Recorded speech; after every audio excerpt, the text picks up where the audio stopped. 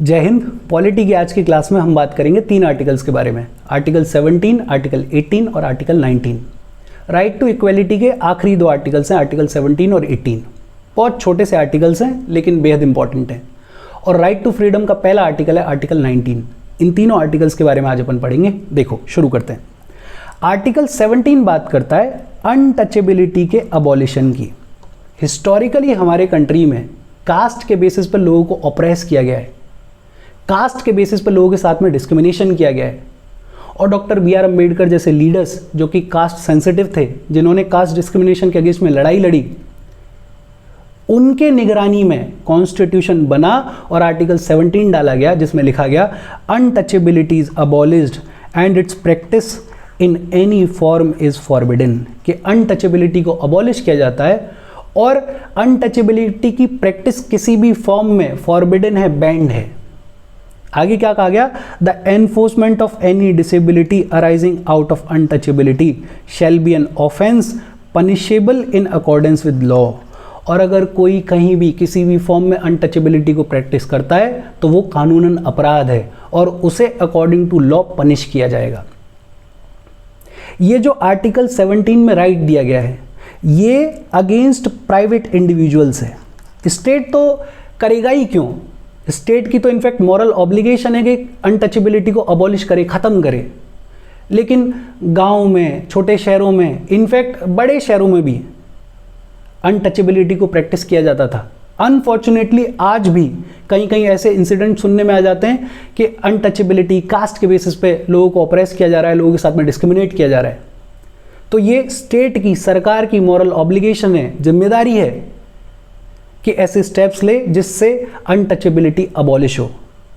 सरकार ने लिए भी हैं। जैसे सरकार ने एक कानून बनाया था अनटचेबिलिटी ऑफेंसेस एक्ट 1955।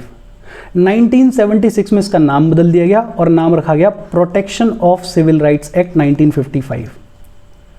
नाम बदला गया और कुछ चेंजेस किए गए।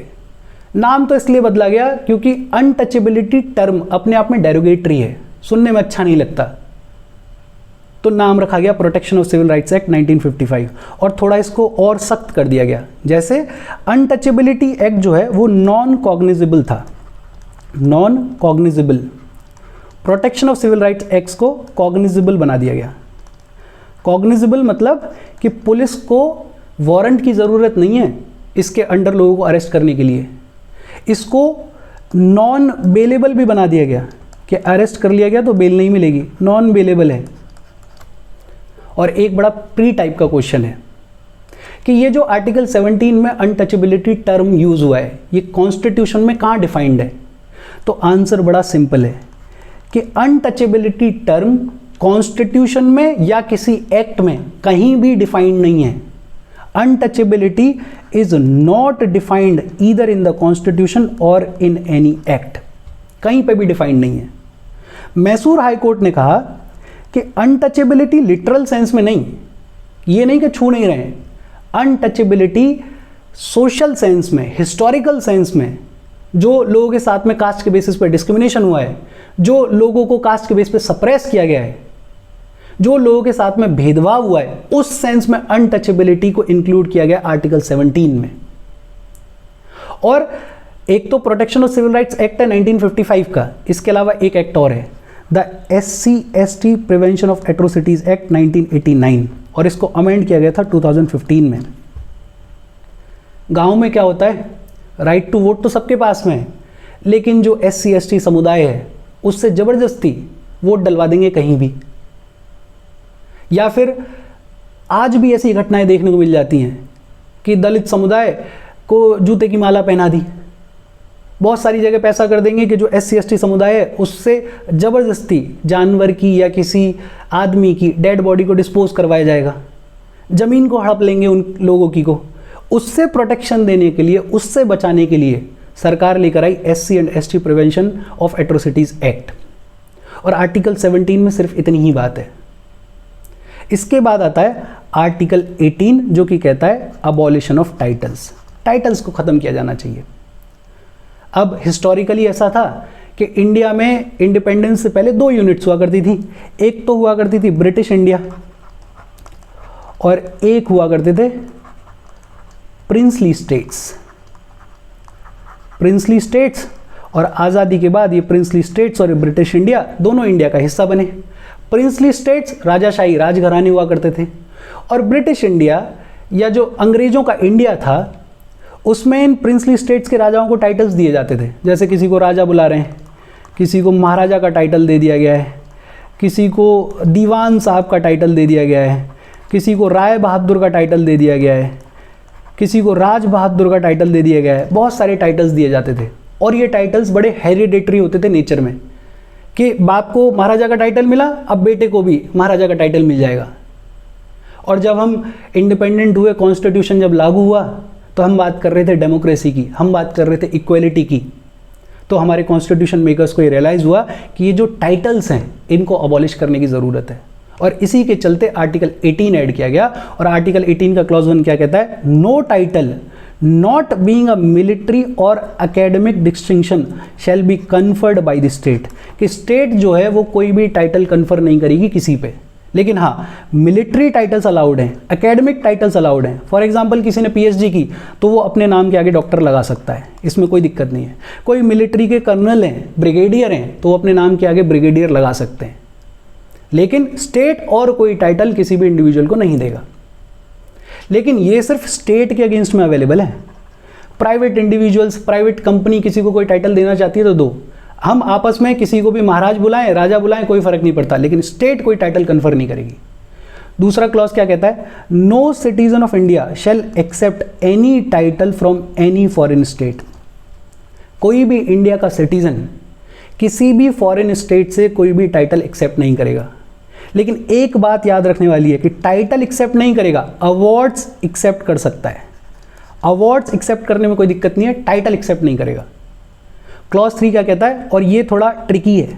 No person who is not a citizen of India.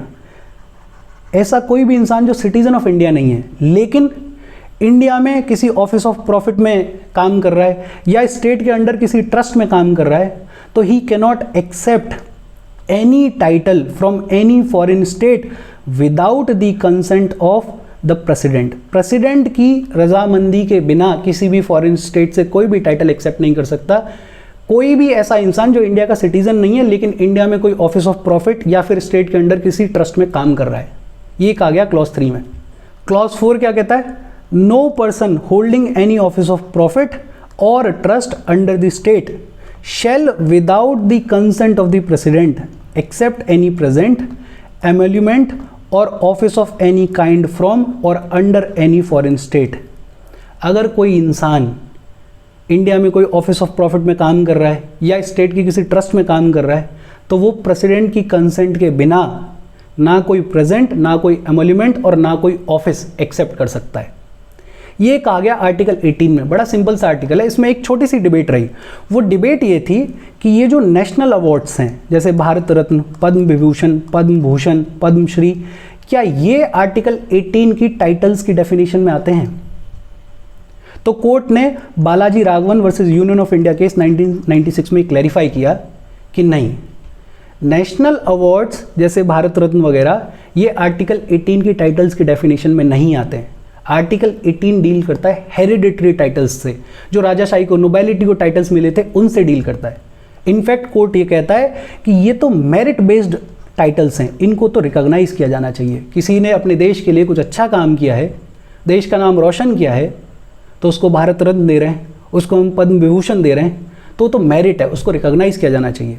हालांकि कोर्ट ने ये ज़रूर कह दिया कि ये जो टाइटल्स हैं इनको नाम के आगे पीछे सफिक्स या प्रीफिक्स की तरह से यूज़ नहीं किया जा सकता, और अगर कोई अवॉर्डी ऐसा करता है तो उससे अवार्ड को वापस ले लिया जाएगा, फोरफिट कर दिया जाएगा।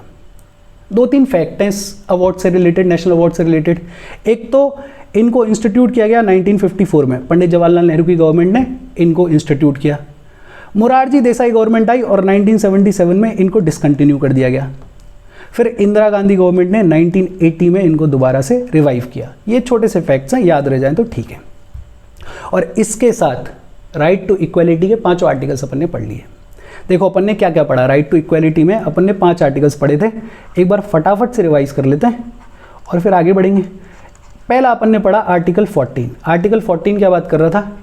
Equality before law, equality before law and equal protection of laws.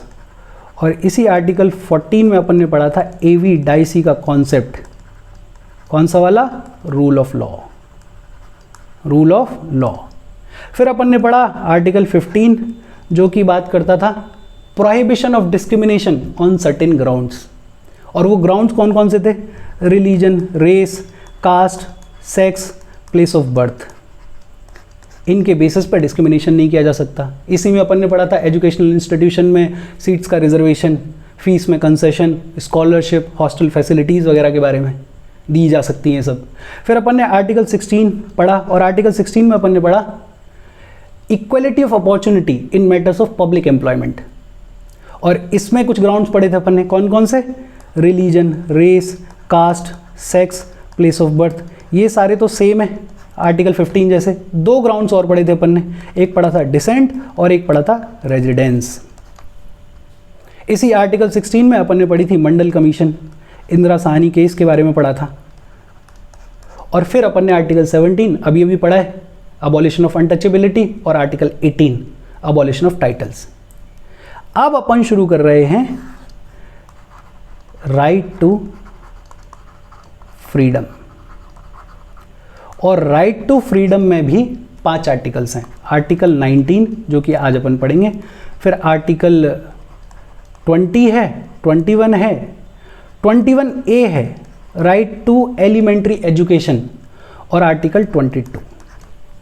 In 5 articles को अपन पढ़ेंगे। आज अपन पढ़ रहे हैं आर्टिकल 19 के बारे में। देखो, आर्टिकल 19 बेसिकली 6 राइट्स देता है सिटीजन्स को। Article 19 guarantees to all citizens the 6 rights. Originally इसमें 7 राइट्स हुआ करते थे, एक को डिलीट कर दिया गया, ओमिट कर दिया गया। आज की डेट में 6 राइट्स हैं। ध्यान देने वाली बात यह है कि आर्टिकल 19 भी सिर्फ सिटीजन्स के लिए अवेलेबल है। तो अब तक अपन ने 3 ऐसे आर्टिकल्स देख लिए जो कि सिर्फ सिटीजन्स के लिए हैं। कौन कौन से? आर्टिकल 15, आर्टिकल 16 और अब आर्टिकल 19। ये तीनों आर्टिकल्स जो हैं वो सिर्फ सिटीजन्स के लिए हैं। क्या 6 राइट्स दिए हुए हैं आर्टिकल 19 में? पहला है right to freedom of speech and expression, speech और एक्सप्रेशन का राइट। दूसरा, right to assemble peacefully and without arms. आपको असेंबल करना है, मीटिंग करनी है, पब्लिक मीटिंग, तो शांतिपूर्वक आप असेंबल हो सकते हैं। राइट टू फॉर्म एसोसिएशंस और यूनियंस और कोऑपरेटिव सोसाइटीज। एसोसिएशंस, यूनियंस या फिर कोऑपरेटिव सोसाइटीज फॉर्म करने का राइट। ये जो कोऑपरेटिव सोसाइटीज की बात है, इस प्रोविजन को ऐड किया गया था 97th कॉन्स्टिट्यूशनल अमेंडमेंट एक्ट के थ्रू 2011 में। फिर right to move freely throughout the territory of India. Indian citizen India की टेरिटरी में कहीं भी घूम फिर सकता है फ्रीली, कोई दिक्कत नहीं है। अगला है right to reside and settle in any part of the territory of India. Indian citizen किसी भी हिस्से में सेटल भी हो सकता है, रिजाइड भी कर सकता है, उसमें भी कोई दिक्कत नहीं है। और आखिरी राइट है right to practice any profession और to carry on any occupation, trade और बिजनेस। इसके बारे में अपन ने आर्टिकल 15 में पढ़ा भी था। अच्छा, एक आर्टिकल जो है वो ओमिट कर दिया गया, डिलीट कर दिया गया है। वो आर्टिकल कौन सा था? Right to acquire, hold and dispose of property. इसको डिलीट कर दिया गया bye 44th amendment act of 1978। 2-3 बातें ध्यान देने वाली हैं कि एक तो ये सिर्फ स्टेट एक्शन के अगेंस्ट में अवेलेबल है आर्टिकल 19, प्राइवेट इंडिविजुअल्स के अगेंस्ट में अवेलेबल नहीं है। फॉर एग्जांपल, आप कोई बिजनेस करते हैं, दुकान चलाते हैं और आपका पड़ोसी आपको बिजनेस नहीं करने दे रहा, परेशान कर रहा है, तो आप कोर्ट नहीं जाओगे सीधे, आप पुलिस के पास में जाओगे। आर्टिकल 19 स्टेट एक्शन के अगेंस्ट में अवेलेबल है। दूसरा, अपन ने बात करी ली कि ये सिर्फ सिटीजन्स के लिए है। और तीसरा, स्टेट को ये राइट है कि स्टेट जो है रीजनेबल रेस्ट्रिक्शंस इंपोज कर सकता है, रीजनेबल पाबंदियां लगा सकता है स्टेट। और इसी आर्टिकल में बता भी दिया गया है कि किन ग्राउंड्स पर रीजनेबल रेस्ट्रिक्शंस लगाई जा सकती हैं। अब अपन एक एक करके देखेंगे। देखो, सबसे पहले freedom of speech and expression. Basic idea ये है कि हर सिटीजन को ये राइट है कि वो अपने व्यूज़ को, ओपिनियंस को, बिलीफ को, कन्विक्शंस को फ्रीली एक्सप्रेस कर सकता है और जैसे चाहे वैसे कर सकता है। बोल के करना चाहे, लिख के करना चाहे, प्रिंट मीडियम के थ्रू, पिक्चर्स के थ्रू या किसी भी और मैनर में, जिस मैनर में चाहे उस मैनर में अपने व्यूज़ को, ओपिनियंस को, बिलीफ्स को एक्सप्रेस कर सकता है, कोई दिक्कत नहीं है। जैसे right to propagate one's views as well as views of others. ये freedom of speech and expression का हिस्सा है। आप अपने व्यूज को एक्सप्रेस करना चाहते हैं या किसी और के व्यूज को एक्सप्रेस करना चाहते हैं, आपको फ्रीडम है। आप कोई व्यू एक्सप्रेस करना ही नहीं चाहते तो भी आपको फ्रीडम है। Freedom of silence, freedom of the press, freedom of commercial advertisements, right against tapping of telephonic conversations. Telephonic conversations को टैप नहीं किया जा सकता, ये भी राइट है। राइट टू टेलीकास्ट, गवर्नमेंट की मोनोपोली नहीं है इलेक्ट्रॉनिक मीडिया पे, आपको टेलीकास्ट करने का राइट है। Right to know about government activities, जो सरकार आपने चुनी है उसकी एक्टिविटीज़ को जानने का आपको अधिकार है। राइट टू डेमोन्स्ट्रेट और पिकेटिंग, धरना देने का आपको राइट है। लेकिन ये ध्यान देने वाली बात है, राइट टू स्ट्राइक नहीं है, स्ट्राइक करने का राइट नहीं है। एक बड़ा चर्चित केस था PUCL versus union of India case 2013, इसमें दिया गया right to negative vote, NOTA, जिसको आजकल अपन जानते हैं कि अगर किसी आदमी को वोट देना है और कोई कैंडिडेट उसको पसंद नहीं आ रहा है तो नोटा वाला ऑप्शन भी ऐड किया जाए, ये भी राइट है freedom of speech and expression में। अच्छा, कुछ रीजनेबल रेस्ट्रिक्शंस इंपोज करने के ग्राउंड्स हैं freedom of speech and expression पे। किन ग्राउंड्स पे पाबंदी लगाई जा सकती है, वो ग्राउंड्स कौन से हैं? Sovereignty and integrity of India, India की सोवरेनिटी और इंटीग्रिटी को अगर खतरा है तो रेस्ट्रिक्शन लगाई जा सकती है। Security of the state, security को मेंटेन करने के लिए। Friendly relations with foreign states, आपके स्पीच एंड एक्सप्रेशन की वजह से अगर किसी और स्टेट के साथ में, फ्रेंडली नेशन के साथ में हमारे संबंध खराब हो रहे हैं तो पाबंदी लगाई जा सकती है। पब्लिक ऑर्डर डिस्टर्ब नहीं होना चाहिए। डिसेंसी और morality, contempt of court, defamation, incitement to an offence, अगर आप कुछ ऐसा कर रहे हैं जिसकी वजह से कोई भड़क जाए तो उस स्पीच एंड एक्सप्रेशन पे पाबंदी लगाई जा सकती है। अगला है फ्रीडम ऑफ असेंबली, बड़ा सिंपल, हर सिटीजन को ये राइट है कि वो पीसफुली असेंबल हो सकते हैं विदाउट आर्म्स, शांतिपूर्वक असेंबल हो सकते हैं, शांतिपूर्वक पब्लिक मीटिंग्स होल्ड कर सकते हैं, धरना दे सकते हैं, टेक आउट प्रदर्शंस, कोई रैली वैली निकालनी है निकाल सकते हैं, लेकिन ये सब कुछ शांतिपूर्वक होगा और पब्लिक लैंड पे होगा। ये ध्यान रखा जाए कि वायलेंट प्रोटेस्ट वगैरह, डिसऑर्डरली प्रोटेस्ट वगैरह, राइटियस असेंबलीज वगैरह, ये सब इसमें प्रोटेक्टेड नहीं है। शांतिपूर्वक बहुत इंपॉर्टेंट टर्म है इसमें। किन ग्राउंड्स पे पाबंदी लगाई जा सकती है? Sovereignty and integrity of India, उसको खतरा नहीं होना चाहिए। पब्लिक ऑर्डर को खतरा नहीं होना चाहिए, और इस पब्लिक ऑर्डर में ट्रैफिक का मेंटेनेंस भी आता है। आप कोई पोजीशन निकाल रहे हैं और उसकी वजह से ट्रैफिक अगर डिस्टर्ब हो रहा है तो रेस्ट्रिक्शन लगाई जा सकती है। अच्छा, फ्रीडम ऑफ असेंबली पे दो तरीके से रेस्ट्रिक्शंस और लग सकती हैं। एक तो CRPC का सेक्शन 144, इसके अंडर मैजिस्ट्रेट को ये राइट है कि अगर मैजिस्ट्रेट को लगता है कि किसी असेंबली या मीटिंग की वजह से public tranquillity, public peace disturb हो जाएगा, या फिर ह्यूमन लाइफ को डेंजर है, हेल्थ को डेंजर है, या सेफ्टी को डेंजर है, या फिर ऐसा कुछ डिस्टर्बेंस क्रिएट हो जाएगा जिससे लॉ एंड ऑर्डर का प्रॉब्लम आ जाएगा, तो ऐसे असेंबली को, ऐसे मीटिंग को मैजिस्ट्रेट ऑर्डर के थ्रू रिस्ट्रेन कर सकता है, रोक सकता है। और दूसरा IPC में, इंडियन पीनल कोड में सेक्शन है 141। इस सेक्शन 141 के तहत 5 या 5 से ज़्यादा लोगों का असेंबल होना अनलॉफुल है अगर वो असेंबल हो रहे हैं to resist the execution of any law और लीगल प्रोसेस, किसी लॉ या लीगल प्रोसेस को रोकने के लिए, रजिस्ट करने के लिए अगर वो इकट्ठा हो रहे हैं तो अनलॉफुल है। To forcefully occupy the property of some person, किसी और की प्रॉपर्टी को जबरदस्ती हड़पने के लिए अगर इकट्ठा हो रहे हैं तो। टू कमिट एनी मिसचीफ और क्रिमिनल ट्रेसपास, कोई क्रिमिनल एक्टिविटी करने के लिए इकट्ठा हो रहे हैं तो। To force some person to do an illegal act, किसी और को फोर्स कर रहे हैं कोई इलीगल एक्टिविटी करने के लिए। या फिर टू थ्रेटन द गवर्नमेंट और it's officials on exercising lawful powers, government या फिर उसके ऑफिशियल्स अगर लॉफुली कोई काम कर रहे हैं और उसको 5 या 5 से ज़्यादा लोगों की असेंबली की वजह से खतरा है तो इसको भी रिस्ट्रेन किया जा सकता है, रोका जा सकता है। अगला है फ्रीडम ऑफ एसोसिएशन। सभी सिटीजन्स को ये राइट है कि वो एसोसिएशंस बनाएं, वो यूनियंस बनाएं, वो कोऑपरेटिव सोसाइटीज़ बनाएं, कोई दिक्कत नहीं है। कोऑपरेटिव सोसाइटीज़ की अभी अपन ने बात करी कि इसको ऐड किया गया था 97th कॉन्स्टिट्यूशनल अमेंडमेंट एक्ट के थ्रू 2011 में।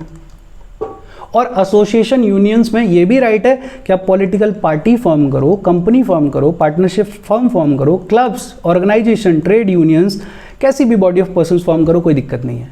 इनफैक्ट ये नेगेटिव राइट को भी कवर करता है कि अगर कोई किसी यूनियन को, किसी एसोसिएशन को ज्वाइन नहीं करना चाहता है तो उसको भी राइट है कि आप ज्वाइन मत करो। ये जो फ्रीडम ऑफ एसोसिएशन है, इस पे पाबंदी लगाने के ग्राउंड्स क्या हैं? एक तो sovereignty and integrity of India, दूसरा पब्लिक ऑर्डर डिस्टर्ब नहीं होना चाहिए, तीसरा मोरालिटी। हाँ, आपने कोई एसोसिएशन फॉर्म करी है, उसको रिकॉग्निशन मिले, उस पर सरकार की मोहर लगे, ठप्पा लगे, ये फंडामेंटल राइट नहीं है, ये सरकार के डिस्क्रिप्शन पे है। और सुप्रीम कोर्ट ने यह भी कहा कि ट्रेड यूनियंस के पास में बार्गेनिंग का कोई राइट नहीं है, स्ट्राइक का कोई राइट नहीं है, लॉकआउट करने का कोई राइट नहीं है, और अगर स्ट्राइक करते हैं तो उसके लिए अप्रोप्रिएट इंडस्ट्रियल लॉज के थ्रू उसको कंट्रोल किया जाना चाहिए। लॉज बने हुए भी हैं। इसके बाद आता है फ्रीडम ऑफ मूवमेंट। इंडिया के किसी भी सिटीजन को इंडिया की टेरिटरी में कहीं पे भी घूमने फिरने की पूरी आज़ादी है। हालांकि मूवमेंट के दो डायमेंशंस होते हैं, एक होता है इंटरनल कि विद इन कंट्री आप मूव कर रहे हो, एक होता है एक्सटर्नल कि आप इंडिया से किसी दूसरे कंट्री में गए और फिर दूसरे कंट्री से वापस आए। ये जो इंटरनल मूवमेंट है इसकी बात की गई है आर्टिकल 19 में, और ये जो एक्सटर्नल मूवमेंट है इससे डील करता है आर्टिकल 21। आर्टिकल 19 में रीजनेबल रेस्ट्रिक्शंस इंपोज करने के ग्राउंड्स क्या हैं? एक तो इंटरेस्ट ऑफ जनरल पब्लिक और दूसरा इंटरेस्ट ऑफ शेड्यूल्ड ट्राइब। ये जो शेड्यूल्ड ट्राइब्स होती हैं इनका अपना कल्चर होता है, इनका अपना ट्रेडिशन होता है, इनकी अपनी बोली भाषाएं भी होती हैं, और ये हमारे लिए यूनिक है। हमारी जिम्मेदारी है कि हम इसको प्रोटेक्ट करें, और इसके चलते जो जनरल पब्लिक होती है उसका जो मूवमेंट है ऐसे एरियाज में रेस्ट्रिक्टेड होता है। जैसे सुना होगा आपने, एक होता है ILP, inner line permit. Nagaland, Mizoram वगैरह में ये लागू है। इनर लाइन परमिट का मतलब क्या है कि शेड्यूल एरियाज में अगर आपको एंट्री करनी है तो आपको परमिशन लेनी पड़ेगी, और ये जो इनर लाइन परमिट है इसको सेंटर ही लागू कर सकता है और सभी सिटीजन्स पे ये लागू होता है। सुप्रीम कोर्ट ने हालांकि ये जरूर कहा कि प्रोस्टिट्यूट्स के मूवमेंट को रेस्ट्रिक्ट किया जा सकता है on the ground of public health and in the interest of public morals. और बॉम्बे हाई कोर्ट ने ये कहा कि जिन लोगों को एड्स है उनके मूवमेंट को भी रेस्ट्रिक्ट किया जा सकता है। पब्लिक हेल्थ वाला ही रीज़न है, पब्लिक हेल्थ वाला ही ग्राउंड है। इसके बाद आता है फ्रीडम ऑफ रेजिडेंस। इंडिया के किसी भी सिटीजन को इंडिया के किसी भी हिस्से में रिजाइड करने की, सेटल होने की आज़ादी है। रिजाइड का मतलब होता है कि आप टेम्परेरी किसी जगह पे जाकर रह रहे हो। सेटल होने का मतलब होता है परमानेंटली किसी जगह पे जाके सेटल होना चाहते हो। फ्रीडम है, लेकिन दो ग्राउंड्स पे पाबंदी लगाई जा सकती है। एक तो इंटरेस्ट ऑफ जनरल पब्लिक और दूसरा interest of any scheduled tribe. वही आर्ग्यूमेंट कि उनका अपना कस्टम, ट्रेडिशन, कल्चर है जिसको हमें प्रोटेक्ट करना चाहिए। दूसरा, कुछ ट्राइब्स ऐसे भी हैं जिनकी प्रॉपर्टी राइट्स जो हैं वो उनके ट्राइबल लॉज के अकॉर्डिंग मैनेज किए जाते हैं, तो ऐसे में बाहर का आदमी वहाँ पे रिजाइड नहीं कर सकता है। लेकिन सुप्रीम कोर्ट ने ये बोला, certain areas can be band for certain kinds of persons like prostitutes and habitual offenders, कि इन दो के अलावा कुछ ऐसे हैं जैसे हैबिचुअल ऑफेंडर्स हैं या प्रोस्टिट्यूट्स हैं, तो उनको कुछ एरियाज में जाने से मना किया जा सकता है, रिजाइड करने से, सेटल करने से मना किया जा सकता है। आगे देखो, फ्रीडम ऑफ प्रोफेशन, और ये लास्ट है आर्टिकल 19 का। All citizen are given right to practice any profession और to carry on any occupation, trade और बिजनेस। आप जो प्रोफेशन, ट्रेड, बिजनेस करना चाहते हो करो। एक ही ग्राउंड पे आपको रेस्ट्रिक्शंस लगाई जा सकती हैं, वो है interest of general public. For example, आप कह रहे हो कि मैं बिजनेस करना चाहता हूँ ड्रग्स बेचने का, तो वो जनरल पब्लिक के अगेंस्ट में है, उसको हार्म करता है, तो सरकार रेस्ट्रिक्शंस इंपोज कर सकती है। स्टेट को पावर्स दी गई हैं। क्या पावर्स दी गई हैं? कि किसी भी ऑक्यूपेशन में, ट्रेड में, बिजनेस में क्या प्रोफेशनल या फिर टेक्निकल क्वालिफिकेशंस होनी चाहिए, वो सरकार प्रिस्क्राइब कर सकती है, उससे रिलेटेड रूल्स एंड रेगुलेशंस बना सकती है, बनाती भी है सरकार। और दूसरा, अगर सरकार किसी भी बिजनेस में मोनोपोली स्टैब्लिश करना चाहती है तो कर सकती है, तो वो सरकार के पास में पावर है मोनोपोली स्टैब्लिश करने की। हालांकि this does not include the right to carry on profession और बिजनेस और ट्रेड और ऑक्यूपेशन दैट इज इमोरल और डेंजरस। ये जो अपन कह रहे हैं कि आप कोई भी प्रोफेशन, कोई भी बिजनेस प्रैक्टिस कर सकते हो, इसमें इमोरल बिजनेसेस अलाउड नहीं है, जैसे ट्रैफिकिंग इन विमेन और चिल्ड्रन। डेंजरस बिजनेसेस जैसे हार्मफुल ड्रग्स को बेचना, एक्सप्लोजिव्स को बेचना, वो अलाउड नहीं है। और सरकार के पास में, स्टेट के पास में पावर है कि इसको एब्सोल्युटली प्रोहिबिट किया जा सकता है, पूरी तरह से बैन किया जा सकता है, या फिर लाइसेंसिंग के थ्रू रेगुलेट किया जा सकता है। एक चीज और याद रखना, ये जो आर्टिकल 19 का क्लॉज 1 का सब क्लॉज ए था, freedom of speech and expression, speech and expression, ये हमारे कॉन्स्टिट्यूशन का सेकंड मोस्ट इवॉल्व्ड राइट है, second most evolve fundamental right है। Over the period of time courts ने इस पर बातचीत करी है और इसमें चेंजेस आए, जैसे जैसे दुनिया बदल रही है वैसे वैसे। फर्स्ट की अगर बात करें तो फर्स्ट है आर्टिकल 21। इनफैक्ट ये कहा जाता है कि आर्टिकल 14, आर्टिकल 19 और आर्टिकल 21 ये गोल्डन ट्राइंगल है फंडामेंटल राइट्स का। मतलब डेमोक्रेसी के लिए, इंडिविजुअल्स के सर्वाइवल के लिए आर्टिकल 14, 19 और 21 मिल के काम करते हैं, गोल्डन ट्राइंगल है। और इसके साथ आर्टिकल 19 तक अपनी बात खत्म हो गई, आगे वाला आगे पढ़ेंगे। इसमें कोई डाउट हो please comment. Thank you very much.